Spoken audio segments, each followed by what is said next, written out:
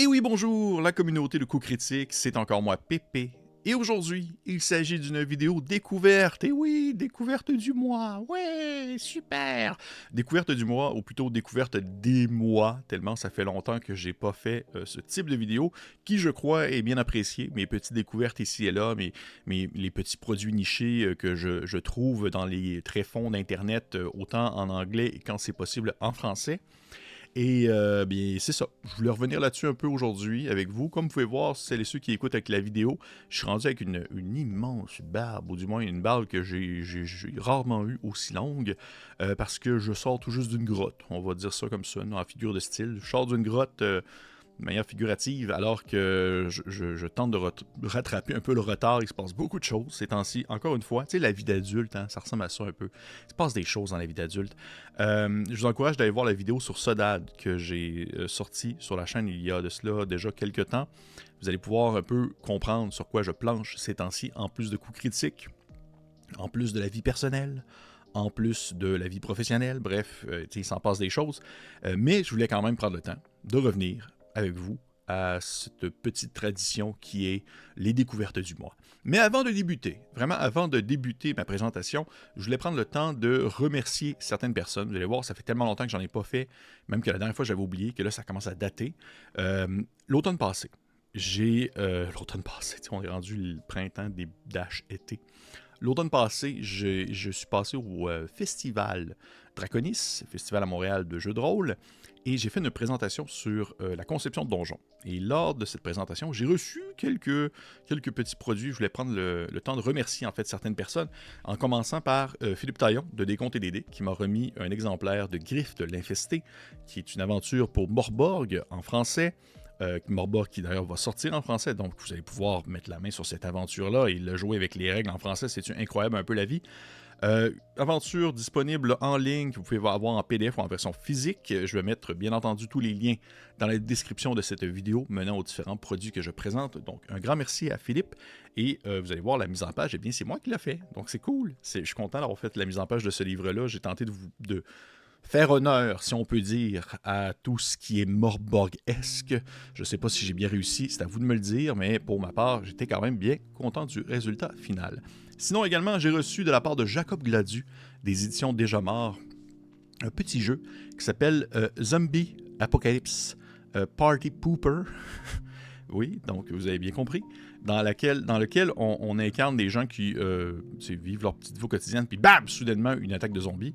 Et c'est très simple, vraiment d'une simplicité même. Ça tient sur seulement quelques pages, écrit en bien gros, avec une mise en page de plus minimaliste, une feuille de personnage qui se limite à quelques mots-clés, quelques points à distribuer ici et là, avec un système de jeu qui fonctionne avec un 2d6. C'est vraiment un petit jeu de party. C'est vraiment un petit jeu de party alors que vous devez même jouer en personne à l'extérieur si possible, dans la rue, dehors, la nuit, avec vos amis. L'objectif, c'est de un peu mélanger plaisir ludique et vie extérieure et vie nocturne. Donc, un grand merci à Jacob pour le petit présent, Zombie Apocalypse Party Pooper. J'aime beaucoup dire le titre. Et également, vous pouvez trouver le tout sur le site internet de Jacob. Ça va être disponible, encore une fois, dans la description de la vidéo. Et finalement, dernier produit. En fait, non, c'est pas vrai. Il y en a un autre que j'ai reçu qui est caché quelque part dans ma bibliothèque, mais je vais en parler une autre fois. Donc, la personne qui... Yannick, si tu écoutes cette vidéo, tu vas m'entendre parler une autre fois de ce merveilleux cadeau incroyable que tu m'as offert. Je vais prendre le temps de le présenter dans une vidéo dédiée parce que je suis comme trop heureux de ce cadeau-là. Mais je voulais aussi remercier quelqu'un. Je suis vraiment désolé. Pour vrai, ça, je veux prendre le temps. Je m'excuse sincèrement. J'ai complètement oublié ton nom. J'ai oublié ton nom, puis je me sens vraiment mal. Et si jamais tu écoutes cette vidéo et que tu me vois parler de ton cadeau, eh bien, j'aimerais ça que tu m'écrives dans ma boîte personnelle, messagerie personnelle ou sous la vidéo de coups critiques, et je vais prendre le temps de te répondre avec grand plaisir. En fait, c'est qu'il y a comme un running gag. Je m'en étais pas vraiment rendu compte jusqu'à ce qu'on me le fasse remarquer. Il y a un running gag comme quoi j'ai beaucoup de... On va dire, j'arrête pas de faire des blagues sur le monde de World of Darkness que je connais très peu et que ce dernier m'est un peu hermétique et je comprends pas trop un peu comment est-ce qu'on joue et tout ça. Et j'arrête pas de faire référence au jeu du jeu de Mommy, de World of Darkness, comme étant un jeu que j'ai aucune idée si on va jouer, puis il paraît que c'est pas super, puis en tout cas, bref, il semblerait que c'est comme pas vraiment le meilleur du lot et tout ça. Et il y a quelqu'un qui m'a donné un exemplaire, un sourcebook du jeu de Mommy. Mommy, The Source Books for Storytelling System, inclus dans Vampire the Masquerade, A World of Darkness, Mommy, par Stéphane Yeek. Vieil ouvrage que j'ai pas encore lu au complet et j'ai commencé à lire. C'est intéressant. Faut être familier déjà avec le système de cette édition de World of Darkness, le monde des ténèbres. Et reste à voir ce que je vais en passer au final lorsque je vais l'avoir terminé. Je pense peut-être de m'amener faire des espèces de capsules sur des vieilles affaires. Tu sais, vraiment un peu, on prend le temps de dépoussiérer un vieux module ou un vieux livre et que j'essaie de donner mon opinion de gars qui le découvrent aujourd'hui, alors que je suis quand même quelqu'un d'assez... j'aime beaucoup on dirait l'espèce de progressisme dans les nouvelles idées et tout ça. Donc, je serais curieux de voir un peu qu'est-ce qui pourrait ressortir de ces vieux ouvrages qui en ont vraiment encore à donner dans de très, très nombreuses occasions. Donc, je serais curieux de voir qu'est-ce qu'il en est. Mommy. Oui. Encore une fois, merci beaucoup. C'est vraiment un très, très drôle cadeau, en fait. Je suis vraiment content de l'avoir reçu. Et je ne sais pas si je vais jouer un jour, en toute sincérité. Peut-être. Je ne sais pas dans quel contexte. Reste à voir, mais j'ai quand même eu beaucoup de plaisir pour l'instant à le survoler et à débuter ma lecture du dit produit. Donc, merci à toi et écris-moi, s'il te plaît. Je veux te remercier, pas nécessairement en personne, mais je veux au moins pouvoir te remercier avec ton nom, ton prénom. Ça me ferait vraiment plaisir. Merci. Et là, on peut débuter ainsi cette vidéo découverte en présentant premier produit. Comme je l'ai dit, ça va vraiment être à la bonne franquette. Je ne sais même pas combien je vais en présenter. Je ne sais pas si ça va durer 20 minutes, une demi-heure, une heure. J'en ai aucune idée. Est-ce que j'en présente 2, 3, 4, 5, 6 ou 8? Je ne le sais pas. Tout ce que je sais, c'est que j'ai une liste, j'ai des notes et on va y aller à la bonne franquette ensemble. Mais par contre, je dois commencer avec, bien entendu, Blasphème Cathédrale, une aventure compatible Morborg en français, publiée par Jérôme Huguenin. Jérôme, avec qui j'ai échangé justement sur la dite aventure, il m'avait écrit pour on va dire, échanger des idées avec moi, me donner, requérir quelques suggestions ou conseils. Et ça m'a vraiment touché. Ça m'a vraiment touché d'être disons, demandé pour pouvoir donner mon opinion. Et je suis vraiment très satisfait. C'est pas moi qui l'a fait. C'est Jérôme qui l'a complété au complet. J'ai seulement donné mon petit grain de sel sur des idées qu'il pouvait ou non inclure s'il le désirait, mais le produit final est vraiment cool. Et Jérôme, c'est un illustrateur de talent. Il a fait des feuilles de personnages pour des jeux comme Dungeon Inc., la version anglaise. Il fait des cartes, vraiment des cartes isométriques de lieux.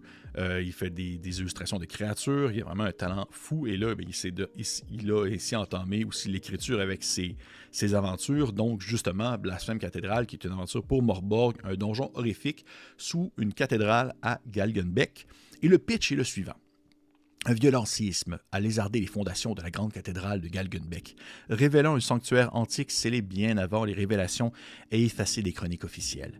Les personnages ont été choisis par le clergé de la cathédrale pour retrouver les fidèles disparus, percer le secret du sanctuaire oublié et renvoyer dans les abysses ceux qui n'auraient jamais dû quitter sa tombe.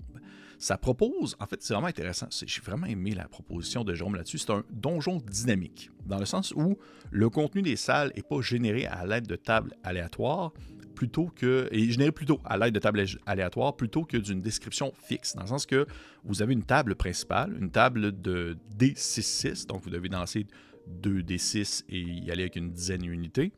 Et ça détermine ce que contient chaque salle. Et elle inclut principalement des éléments de décor, des objets avec lesquels les personnages peuvent interagir, ainsi que des situations diverses. Et pour chaque salle, en se basant sur la carte illustrée qui est proposée dans l'aventure, le maître de jeu, en fait, va faire un tirage sur chaque salle avec le D6-6 afin de générer le contenu. Et le reste du décor est laissé à l'appréciation du maître de jeu en s'appuyant, si besoin, sur les descriptions des catacombes et des cryptes présentées dans l'introduction du livret. Il y a une table de rencontre aléatoire D12 qui permet également de déterminer un peu qui ou quoi est-ce que les personnages vont rencontrer. Il y a une table d'ambiance. Ça peut vraiment être généré au complet de A à Z avec des tables aléatoires. Et moi, ça, j'aime ça. Que ce soit durant la partie ou même avant la partie, si vous voulez avoir un peu plus de préparation en amont, ça peut aussi se faire vraiment bien, vraiment sur le moment, parce que c'est très caractériel, c'est très les tropes, comme on dit en bon franglais, les classiques de Morborg commencent à être très bien connus, et c'est très cool de voir justement, encore une fois, avec Griffe l'Infesté par exemple, des produits Morborg arriver en français. Et pour le reste, c'est bien, je vous laisse le découvrir, mais j'ai beaucoup aimé ça, autant dans le fond que dans la forme. L'idée de la conception du donjon de manière aléatoire selon les salles, mais qui garde malgré tout une certaine logique dans son déroulement, parce que ce n'est pas un foutoir, on s'entend, c'est pas un... En anglais, on appelle ça un funhouse donjon, donc vraiment quelque chose d'assez chaotique qui semble ne pas avoir de logique en soi. Non, ça se tient bien et c'est surprenant en ce sens. Donc ça m'a vraiment, ça m'a vraiment surpris et Jérôme, je te lève mon chapeau. Pour vrai, c'est très cool, très chouette avec des belles idées qui sont dignes de Morborg et j'ai très hâte de voir ta prochaine aventure. On continue avec, eh bien là, celui-ci, je vais le passer rapidement parce que je vais faire éventuellement une vidéo dessus, mais je voulais pas juste le présenter rapidement lors d'une vidéo découverte parce que j'ai comme mis mon grain de sel à l'intérieur, puis je voulais vraiment prendre le temps de en présenter davantage, puis aussi de mentionner ce que j'ai beaucoup apprécié dans les autres aventures. Il s'agit de Sacrebleu, qui est le collectif d'Arcane Asylum Publishing, le Sacrebleu numéro 1, qui est en fait le zine OSR qui comprend plusieurs scénarios, aventures, modules pour le jeu de rôle Shadow Dark, qui est maintenant sorti en français. Il y a 4 scénarios originaux. Il y a les archives rongées du rat sorcier, qui est publié par le bon MJ, Hugo. Il y a le Pacte de Galerius, qui est publié par... comment il s'appelle donc? C'est comme c'est un Québécois avec une grosse barbe, Pierre-Philippe quelque chose. Il y a le Palais oublié du roi Grenouille, qui est publié par les Merry Mushmen, ceux qui font les Knocks. Et il y a Le Village de la Mort, qui est publié par Sandy Julien, qui est aussi traducteur sur la gamme et bon collègue avec qui j'échange quotidiennement. Il y a des nouvelles options également pour Shadow Dark, avec beaucoup de lapins à l'intérieur. Vous allez comprendre lorsque vous allez y jeter un coup d'œil. Et j'ai trouvé ça vraiment cool. Ça m'a vraiment... ça m'a touché, en fait, de voir ça apparaître, de voir ça être publié avec mon nom à l'intérieur et on dirait, de me reconnaître en tant qu'auteur, en quelque sorte. Pas tant de designer, parce que j'ai rien designé, excepté ce qui est fait pour l'aventure, mais c'est pas un jeu qui est designé, c'est un module. Et c'est ça, il y a comme un effet quand même un sentiment d'accomplissement, je dirais, à l'intérieur. Et je serais curieux de savoir, pour celles et ceux qui l'ont lu, ou qui l'ont acheté, et qui l'ont fait jouer, ou vous l'avez peut-être juste lu, je serais curieux d'avoir votre avis. Qu'est-ce que vous en avez pensé? Qu'est-ce que vous avez apprécié? Qu'est-ce que vous avez moins apprécié? Et je vais prendre le temps dans une prochaine vidéo de présenter plus en détail l'idée derrière ma conception, en fait, du donjon. Je voulais attendre que le module soit sorti, que le zine soit sorti pour pouvoir revenir dessus. Et je vais en même temps prendre le temps de un peu dire ce que je pense justement des autres aventures, les 3 autres aventures qui sont très cool, qui sont très différentes. Et je pense que ça fait partie de la force de cette compilation-là, c'est que chaque aventure est très différente les unes des autres. Certaines sont plus sérieuses, d'autres sont un peu plus humoristiques. À l'extérieur, à l'intérieur, dans un donjon ou dans un territoire qu'il faut explorer. Il y a de tout pour tous les goûts. Et j'ai hâte. J'ai hâte de pouvoir vous en parler davantage. Donc oui, Sacrebleu pour Shadow Dark, disponible. Je sais pas en fait s'il est disponible au moment où je fais cette vidéo. Peut-être, peut-être pas. Malgré tout, je vais mettre le lien dans la description de cette vidéo. Ça dépend vraiment à quel moment de l'année vous l'écoutez, mais vous allez peut-être y avoir accès. Sait-on jamais. Donc, Sacrebleu pour Shadow Dark. Prochain jeu, un produit québécois que j'ai reçu directement dans ma boîte aux lettres. Il s'agit de Cravate d'Édouard Desjardins, publié chez Joy Joy Games. Donc un grand merci à toi, Édouard, pour le cadeau, pour le livre qui est vraiment fichument bien imprimé, vraiment cool. J'y ai comme écrit aussi pour lui dire, je trouve vraiment que le visuel, la couverture, l'épaisseur, la qualité d'impression et tout ça, c'est très Morborg-esque professionnel. Je trouve que c'est vraiment chouette avec le titre Cravate derrière ici comme ça. C'est très cool. C'est une extension non officiel, bien entendu, un hack complet, un reskin, comme on pourrait dire en bon franglais, du jeu Cyborg. Cyborg qui est un autre jeu Morborg-esque, comme on pourrait le dire, très cyberpunk, futur, apocalyptique. C'est un jeu de 108 pages en format A5 relié qui contient tout ce que vous avez besoin pour jouer. Vous n'avez pas besoin de rien d'autre que ce jeu-là. Et contrairement à Cyborg, là, on n'est pas dans du cyberpunk néon et disons plus futuriste. Là, on est très loin de ça. On est plus dans une espèce d'ambiance à la rétro-futuriste, un brin guerre froide. Dans Cravate, les personnages sont enrôlés de force dans un service civil de 2 semaines dans la ville de Town City. La ville, en fait, retient un proche en otage comme dommage collatéral si jamais la personne ne gagne pas assez de crédit civil à temps. Eh bien, disons, l'otage est exécuté et chaque détour, chaque acte de rébellion ou chaos causé par le joueur peut gruger son temps disponible pour pouvoir compléter la dite mission. L'univers de Town City, c'est une ambiance dystopique, absurde, très violente, une cité fortifiée, analogique, libertarienne jusqu'à la caricature, mais aussi paradoxalement très autoritaire. Le jeu, en fait, joue beaucoup sur cette contradiction de liberté obligatoire. Donc, bureaucratie armée, factions opportunistes, pouvoir municipal oppressif, corruption et violence institutionnelle. C'est très complet, et avec des classes, des stéréotypes de personnages que vous pouvez incarner, d'un nouvel équipement, des nouvelles armes, des nouvelles drogues, oui, parce que le jeu le fait mention quand même au début. Il y a de nombreux éléments qui sont assez matures dans l'ouvrage. Vous devez le savoir avant d'entamer plus votre lecture si c'est le genre de choses qui pourrait représenter une certaine fragilité pour vous. Des nouveaux ennemis, des nouvelles règles de combat optionnelles.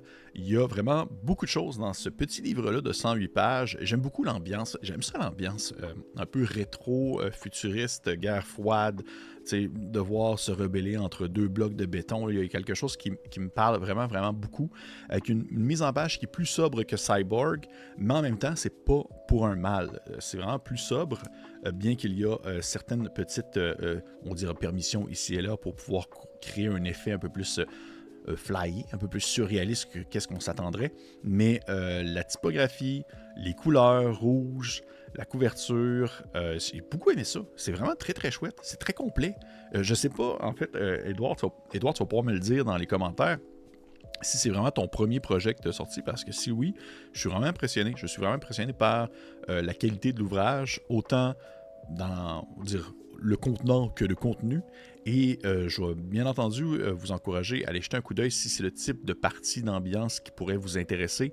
Le tout a été financé via Kickstarter, mais maintenant le jeu est disponible sur le site en fait de Joy Games et également sur Itch.io si vous voulez l'acheter en format PDF. Il y a aussi plusieurs petits suppléments que j'ai reçus également que je n'ai pas encore eu le temps de lire au complet, mais qui présentent des nouvelles mises en contexte, des nouvelles possibilités, on va dire des nouvelles façons un peu de réinventer le jeu parce que il y a quand même une espèce de...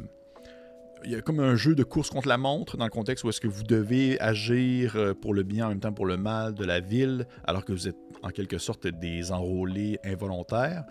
Et il y a comme différentes façons possibles pour pouvoir un peu réinventer le concept, ou du moins ne pas se limiter à cette mise en contexte de jeu et vouloir explorer davantage ce que propose Town City. Bref, je vous encourage fortement à jeter un coup d'œil. Cravate Unsanctioned Expansion Ruskin Hack, c'est ça le nom complet, publié chez Joy Games par Édouard Dujardin. Très cool, merci beaucoup. Et on continue avec Silent Street Station, qui est un scénario de survie intense, où un groupe de civils coincés dans une station de métro doivent fuir une horde d'infectés qui font de la vibration, trouver un train encore fonctionnel et s'échapper avant que la station soit submergée. C'est un scénario qui est pensé comme une course contre la montre. C'est pour Horreur Liminale, qui a été proposé en fait lors du financement participatif de la version de luxe en anglais. C'est vraiment un genre de thriller, outbreak, horreur survie. C'est assez court. L'objectif, c'est de pouvoir le faire justement de façon très rapide. C'est inspiré par des œuvres comme Train to Busan, Silent Hill 3. Il y a beaucoup de body horror, de violence, d'infection. Le virus en soi n'est pas biologique au sens classique. C'est une forme de vie composée d'énergie vibratoire qui infecte un autre comme un virus. Ça me fait penser au film, je pense que c'est le Cell. C'est ça le titre? Ou Pulse. Bref, c'est une affaire de cellulaire, ou une affaire de... à la base, je pense que c'est un film japonais. Il y a eu un remake américain, mais là, c'est loin dans ma tête, cette histoire-là. Bref, un film d'horreur où est-ce qu'il y a eu vraiment le techno-thriller du début des années 2000, là, qui a été très, très populaire au Japon, entre autres. Il s'agit vraiment... Le virus dans le module agit sur le cerveau, le réinitialise vers un état plus primitif et pousse les infectés à propager la contagion. Et les infectés, en fait, ont des signes physiques, que ce soit les yeux noirs, des veines noires gonflées, comportement violent, instinctif. Plus ils sont nombreux, plus ils semblent coordonnés, presque comme une intelligence collective. Et moi, j'ai beaucoup aimé ça parce que ça démontre un peu justement la beauté de Horreur Liminal, c'est-à-dire d'être facilement adaptable à d'autres contextes de jeu. Et ces contextes étant justement, en quelque sorte, là, on est dans vraiment quelque chose qui est plus en lien avec une infection de zombies, bien que c'est pas une infection de zombies classique, mais il y a quand même l'idée de vouloir aller jouer sur autre chose que juste les backrooms et la liminalité en soi. Ça montre que le jeu peut aller dans d'autres choses. Et pour moi, j'ai beaucoup aimé ça. C'est très court, très simple. L'objectif, c'est une course contre la montre. Il y a vraiment on se casse pas la tête avec une grosse histoire compliquée, là, même si on a justement cette espèce d'originalité qui vient du part de du type de contagion des zombies. Et c'est vrai, il y a des règles vraiment intéressantes sur la horde en soi. La horde est traitée comme, on va dire, une certaine force qu'on ne peut pas arrêter. Le but, c'est pas de la combattre directement, parce que dans Horreur Liminal, si vous combattez directement, il faut que vous soyez vraiment sûr de votre coup, mais plutôt de fuir, bloquer son chemin, ou même de gagner du temps, parce qu'à toutes les 15 minutes, le maître de jeu, en fait, doit lancer un dé 6, qui permet soit de faire apparaître des nouveaux zombies, qui permet de faire déplacer la horde, les nouveaux infectés plutôt, m'excuse, ou qui peut aussi ne rien faire. Il peut rien se passer selon le résultat qui est annoncé sur le dé. Donc très cool, petite aventure pour Horreur Liminal qui peut se jouer soit vraiment en one-shot, soit en début de campagne aussi, ça pourrait vraiment introduire quelque chose de plus grand. Et il y a même un mode qui s'appelle le Dwindling Party qui est proposé dans le module de jeu qui est un peu le concept simplement de funnel, comme on voit dans DCC. Donc, vous contrôlez plusieurs survivants entre 2 et 5 pour former un groupe total d'environ entre 10 et 18 personnes. Et eh bien, les personnages sont volontairement simples et fragiles et ils risquent de mourir pendant en fait, l'aventure, alors qu'à la fin, il va rester peut-être 2 ou 3 survivants qui, ces derniers, pourraient devenir des fiches complètes de personnages, si on veut en quelque sorte, des personnages plus complets. Moi, j'aime ça. Je trouve ça cool. J'ai le goût de le jouer. Je pense que je vais le jouer. C'est sûr que je vais le jouer. Reste à voir quand, comment, pourquoi. Ça reste à définir. Mais si vous aimez ce style d'ambiance-là et que vous appréciez justement l'horreur un peu plus minimaliste, Horreur Liminal demeure vraiment un incontournable à mon sens. Je vous encourage fortement de jeter un coup d'œil à ça et je vais en reparler ou peut-être même le faire jouer sur la chaîne. Qui sait? Et on continue avec un prochain produit que j'ai reçu en PDF cette fois-ci. Il s'agit de Fallen Blades Endless Stars, publié par l'excellent, l'inégalable Alexandre Kobayashi. Alexandre que je respecte énormément pour sa prose qui est très concise, sa mise en page qui est très simple, qui va à l'essentiel, que son idée de vouloir orienter vers des jeux indépendants, de vouloir justement rester très proche de ces jeux, quelque chose qui est très personnel, qui va changer de sujet d'un produit à l'autre selon ses envies du moment. Et cette fois-ci, encore une fois, très cool produit de sa part, Fallen Blades Endless Stars, un jeu qui est inspiré par des œuvres telles que Star Wars, Lone Wolf and Cub, Ronin, Zatoichi, que ça fait vraiment longtemps que j'ai pas vu, Mythic Bastion Land, Into the Odd. Essentiellement, c'est du space opéra de samouraï fugitifs. Donc, on comprend les références. Les personnages sont d'anciens gardiens, des guerriers d'élite qui sont armés de mace blade, donc des sabres laser. Et depuis que le gouvernement en place a chuté, il y a une espèce d'empire maléfique qui est, dans le fond, tenu par une poigne de fer à l'aide de clones. Et les gardiens survivants, eh bien, sont traqués. Certains servent l'Empire, d'autres sont morts, quelques-uns ont fui, et les personnages font partie de ces survivants. L'ambiance évoque donc fortement un mélange de Jedi en cavale, samouraï, dystopie impériale, résistance galactique. Il y a vraiment un peu de tout pour tous les goûts. Côté système de jeu, c'est très léger, encore une fois. On est vraiment proche d'une logique NSR, Into the Odd-like, donc OSR minimaliste, très narratif. Donc peu de jets, résolution rapide, des dégâts directs. On lance pas les dés pour les dégâts. Les personnages ont 3 caractéristiques. Force, dextérité, sagesse. Quand un personnage est en danger, il fait un jet de sauvegarde avec un D20. Il doit avoir égal ou en dessous de sa caractéristique pour réussir l'action. Il y a le concept d'avantages, des avantages, des dégâts critiques. Il y a des distances qui sont soit très proches, ou loin. Il y a des repos courts. Bref, si vous avez déjà joué à un jeu à la Into the Odd, que ce soit justement Horreur Liminal, que ce soit Mouse Ritter, Cthulhu Hack à la limite, eh bien, vous n'allez pas du tout être déboussolé par on va dire, ce qui est proposé dans l'ouvrage en termes de possibilités, en termes de système de jeu. Il y a par contre certaines petites nouveautés à ce niveau. Ben déjà, il y a une pléthore de tables aléatoires qui permettent de gérer l'ensemble de tout ce que vous avez besoin, que ce soit pour générer des mésaventures, de la navigation spatiale, des événements de poursuite, dis-je, de l'équipement des vaisseaux, des défauts à votre vaisseau, à quel endroit est-ce que vous devez trouver votre Maze Blades, à quel endroit vous pouvez mettre la main sur les Memory Crystals qui permettent de justement mettre votre Maze Blades en action, des personnages non joueurs, des champs de bataille, il y a même des règles solo et aussi des règles de duel pour pouvoir bien entendu vous battre en duel contre quelqu'un d'autre qui possède aussi une Maze Blade, peut-être un de ces fameux gardiens qui a rejoint l'Empire.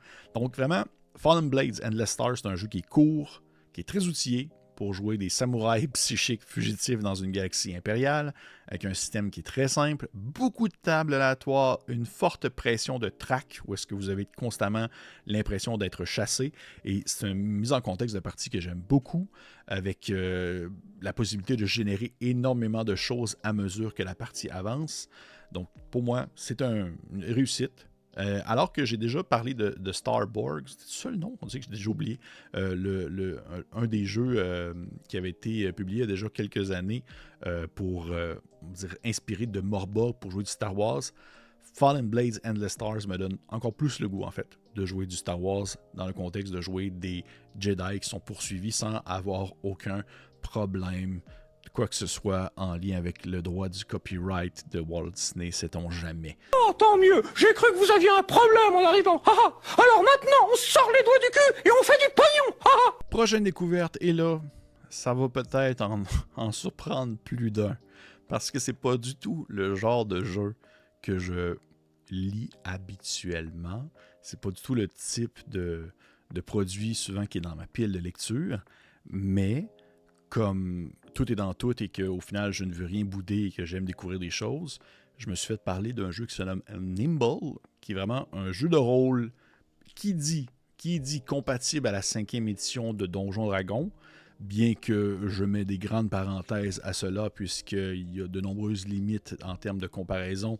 Il y a une base qui se respecte, mais en termes d'inspiration, oui, il y a Donjons Dragons 5e édition, Pathfinder, Mouse Ritter, Into the Odd, Descent 20, Tales of Valiant, etc.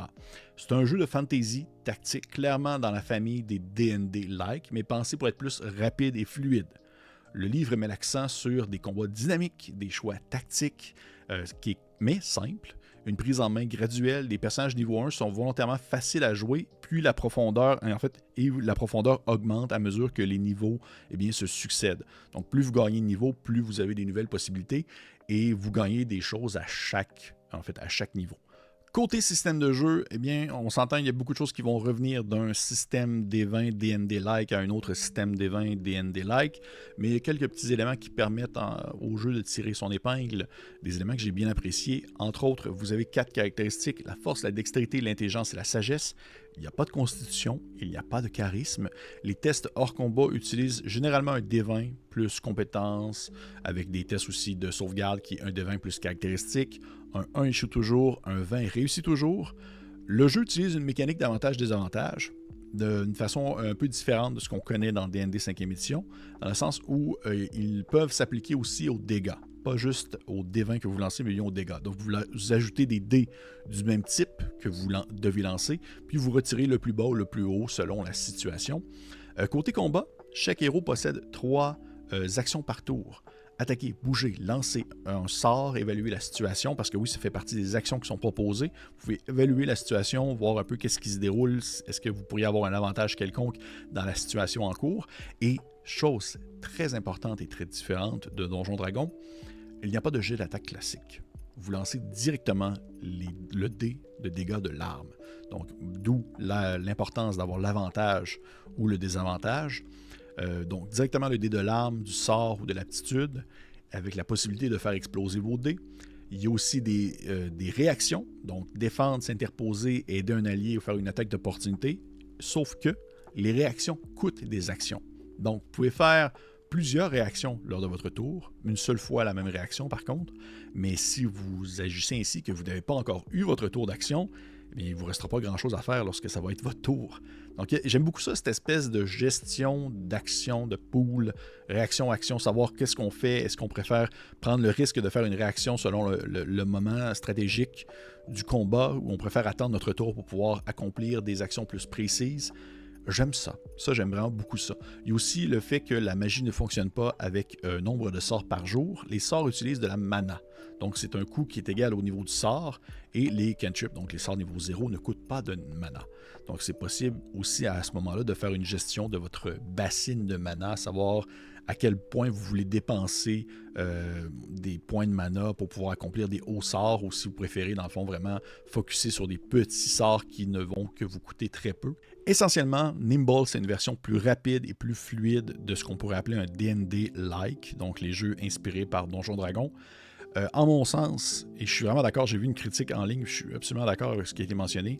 La critique faisait mention, avec D&D 5, il y a eu comme une version OSR qui était plus pour le old school, qui est Shadow Dark, mais aussi une version qui s'est distinguée, qui veut plus être, on va dire, garder cet esprit de la 5e édition, mais retirer des éléments qui sont considérés superflus par la personne qui a conçu en fait le jeu, et il s'agit de Nimble. Si vous n'êtes pas trop OSR, mais vous voulez tester autre chose que la 5e édition sans vraiment trop sortir de vos pantoufles, selon moi, Nimble, c'est le meilleur choix. J'ai vraiment beaucoup aimé Nimble. Je pense que c'est mon D&D-like 5e édition préféré. Parce que tout ce qui a été gardé, c'est des choses que j'aime, et la majorité des choses qui ont été enlevées, presque tout, c'est des choses que ça ne me dérangeait pas, qui ont été retirées. Ça a été réfléchi pour pouvoir prioriser deux choses, la fluidité et la rapidité. Ça reste tactique, mais tout va tellement vite. Le fait que vous n'avez pas de lancer d'attaque, c'est des dégâts automatiques, vous n'avez pas de moment où ça fait 4 tours que votre personnage ne touche pas l'ennemi. Non, il touche l'ennemi. Et c'est orienté sur le combat, mais le jeu ne va pas se déloger de ça. Il se présente comme un jeu de tactique, un jeu de combat tactique. Vous allez jouer pour pouvoir vous battre, pour pouvoir aller combattre des ennemis et devoir gérer vos actions en ce sens. Le fait de ne pas sous-diviser action, bonus action, réaction, non, vous avez 3 actions. Vous faites ce que vous voulez avec ces 3 actions-là, mais gérez-le comme du monde, parce que sinon, vous allez le regretter. C'est comme une partie d'échecs à plusieurs. Ça me donne un peu cette impression-là, où est-ce que vous déplacez vos jetons, et si vous tombez sur un jeton ennemi, c'est sûr qu'il va se passer quelque chose. C'est sûr qu'il va se passer quelque chose parce que vous touchez l'un et l'autre automatiquement, mais alors c'est à vous de voir comment est-ce que vous voulez gérer ça, on va dire la situation avec un grand S, selon les 3 actions qui sont à votre portée, et comment, avec vos alliés, vous allez pouvoir, en fait, on va dire, coordonner vos actions pour pouvoir être le plus efficace possible sur le champ de bataille. Mon Dieu, non, j'ai énormément apprécié Nimble, et je vais assurément en reparler dans d'autres circonstances, parce qu'on a vraiment juste touché le dessus du gâteau. Il y a plein de choses à découvrir à l'intérieur de celui-ci, mais je ne pouvais pas non plus tout présenter en une simple vidéo découverte sur Nimble. Non, il faut vraiment que je prenne le temps d'approfondir aussi sur le sujet, et j'aimerais ça éventuellement faire une game sur la chaîne si l'occasion se présente, parce que j'ai trouvé que c'était une belle opportunité de replonger un peu dans l'ambiance 5e édition, sans pour autant directement aller à la 5e édition. Si ça vous intéresse, bien entendu, les liens sont dans la description. Bon, je commence à déparler. Je sais qu'il y a aussi Nimble 2e édition. Il y a comme, j'ai pas trop exploré encore cet aspect-là. Je vais essayer de prendre le temps de démêler le tout. Là. Je voyais pas trop les différences. Mais de ce que j'ai lu pour l'instant de Nimble, c'est du bonbon. C'est du bon bonbon. Et avant de compléter cette vidéo, simplement pour le mentionner, côté socio-financement, il y a 2 choses que je veux dire. De 1, il y a encore pas Delta Green, voyons, Triangle Agency qui est en financement participatif. Il y a un triangle dans les 2 cas, que ce soit Delta Green ou Triangle. Il y en a juste un des 2 qui est un peu plus funné, puis l'autre un peu plus triste. Donc, il y a Triangle Agency qui est encore en financement participatif pour sa version française. Et finalement, dernier projet en socio-financement, il s'agit de Last Hope, A Dark Magical Girls TTRPG, publié par Wendigo Workshop, donc du monde de ma ville, de mon hood. C'est du monde de mon coin, Québec représente, qui viennent de lancer, en fait, du moins ça fait déjà un certain temps qu'a été lancé le financement participatif de Last Hope. Et je crois qu'au moment où cette vidéo-là va sortir pour les Patreons, Le financement n'est pas terminé. Pour la version publique, je ne sais pas si le financement va être terminé. Bref, vous avez encore la description. Dans la description de la vidéo, vous allez pouvoir aller jeter un coup d'œil si vous voulez encourager un projet québécois. C'est un jeu de type Magical Girls, dans lequel vous incarnez des adolescentes ou des jeunes adultes choisis par un Unmei, qui est comme une petite créature qui propose d'échanger un vœu contre des pouvoirs magiques afin de combattre une corruption maléfique dans une version alternative de notre monde. Et en parallèle, eh bien, vous devez composer avec votre vie ordinaire, vos difficultés personnelles, de relations, bien que, au premier coup d'œil, les Unmei semblent nobles. Toutes les sentinelles, qui est un peu votre nom, votre rôle que vous incarnez, vous devenez des sentinelles, bien vous finissez tôt ou tard à prendre conscience que est-ce qu'ils sont vraiment si bien intentionnés que ça? Ils n'ont pas un contre-coup à ces fameux pouvoirs que vous faites offrir.